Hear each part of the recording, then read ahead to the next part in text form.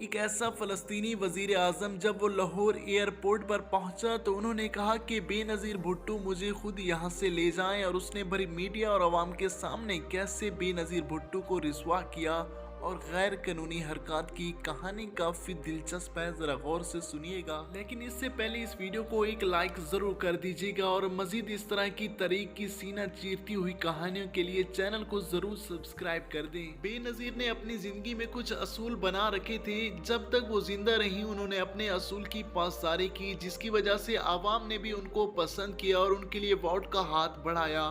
پاکستانی معاشرے میں یہ رواج عام ہے کہ کوئی بھی خاتون کسی مرد سے ہاتھ مصافحہ نہیں ملاتی، لیکن اب یہ رواج عام ہوتا جا رہا ہے۔ جب بے نظیر بھٹو وزیر اعظم تھی تو انہوں نے اپنے چیف آف پروٹوکول ارشد سمی کو یہ ہدایت دے رکھی تھی کہ میں کسی مرد لیڈر سے ہاتھ نہیں ملاتی، لہٰذا اس بات کا خیال رکھا جائے۔ لیکن ایک وقت ایسا بھی آیا کہ بے نظیر کا یہ اصول ٹوٹ گیا اور انہیں مجبوراً کسی مرد سے ہاتھ ملانا پڑا۔ بے نظیر بھٹو نے کس سے ہاتھ ملایا؟ بے نظیر نے فلسطینی وزیر اعظم یاسر عرفات سے ہاتھ مجبوری میں ملایا۔ جب یاسر عرفات پاکستان کراچی آئے تو ان کا استقبال کرنے کے لیے خود بے نظیر بحیثیت وزیر اعظم ایئرپورٹ گئیں۔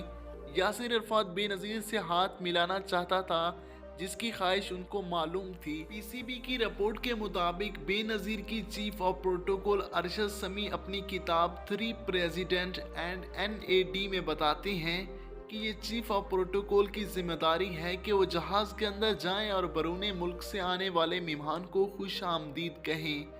میں یاسر عرفات کے جہاز کی سیڑھیاں چڑھ رہا تھا کہ بے نظیر نے مجھے بلایا اور میرے کان میں کہا کہ یاسر عرفات کو یاد دلانا مت بولنا کہ میں مردوں سے ہاتھ نہیں ملاتی۔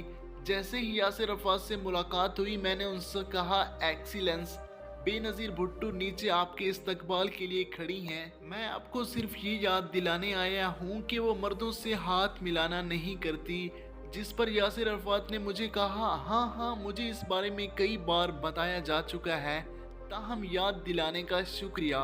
لیکن یاسر عرفات کے اترتے ہی میں نے دیکھا کہ انہوں نے بے نظیر بھٹو سے مصافحہ کرنے کے لیے اپنا ہاتھ بڑھا دیا۔